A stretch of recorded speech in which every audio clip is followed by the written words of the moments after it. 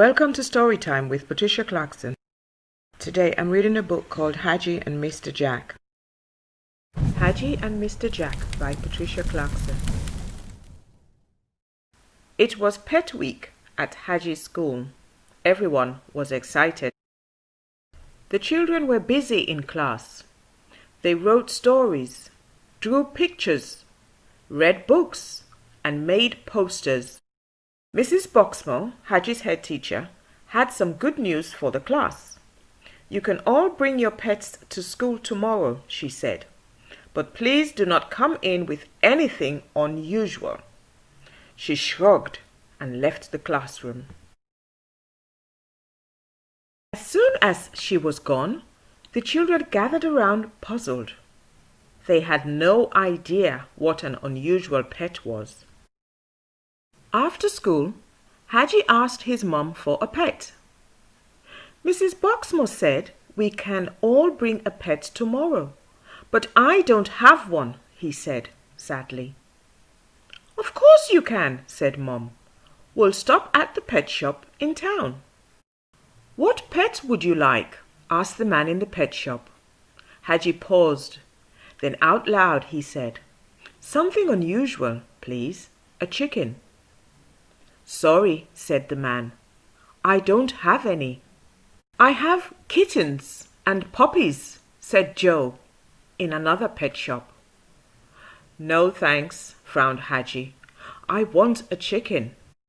Haji went to Arnold's pet shop further down the road, but Arnold didn't have chickens. "Sorry," said Arnold. "You'll need to go to a farm if you want a chicken." Haji was disappointed and didn't know where the farm was. A woman overheard their conversation and offered directions to a farm nearby. "Take a left at the old road," she said. Then she winked twice at Haji and smiled.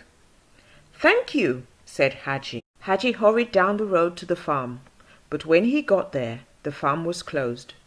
Haji was disappointed that he wouldn't have a pet to take to school the next day.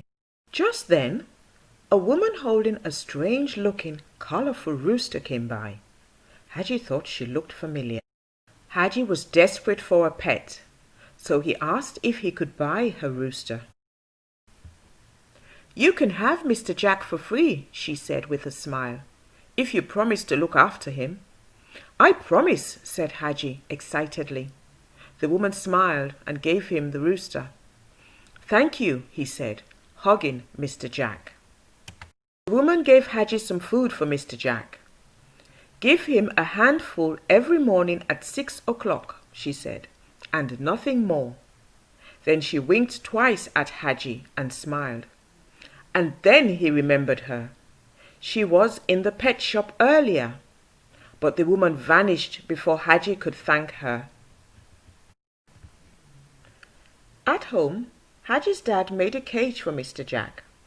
"He'll be safe in here," said Dad, as he put Mr. Jack in the cage. The next morning, Haji was excited to take his pet to school, but when he got to Mr. Jack's cage, he was shocked. Mr. Jack had grown and broken his cage. Haji had forgotten to feed him at 6 o'clock. In a panic, Haji fed Mr. Jack a handful of grains. He noticed that Mr. Jack shrunk a bit, so he fed him another handful. The same thing happened again. Haji fed Mr. Jack until he returned to his right size, but by then he had given Mr. Jack too much to eat. Haji was worried. The classroom was jam-packed with pets, and Mrs. Boxmore was pleased. But then she saw Haji's pet. Her eyes opened wide, shocked. Mrs. Boxmore sneezed and rubbed her eyes violently. "Oh no," she said. "I'm allergic to chickens." Achoo! Her eyes filled with red veins. "I said no unusual pets, Haji," she scolded. But Mr. Jack interrupted with a loud, "Cock-a-doodle-doo! I'm Mr. Jack," he said, "and I'm a rooster. Cock-a-doodle-doo." Mrs. Boxmore ran out of the classroom sneezing. Her wig and glasses flew off, but she didn't stop. Everyone was shocked. Mr. Jack jumped on the table. He knew a lot about pets and was ready to teach the class. The children sat quietly and listened. Mr. Jack told them pet adventure stories. He made funny faces and different animal sounds, and he could change into any pet. One child asked for a crocodile, and so he turned into a big, colorful crocodile. The children were amazed. He was so funny, they all wanted him for a pet.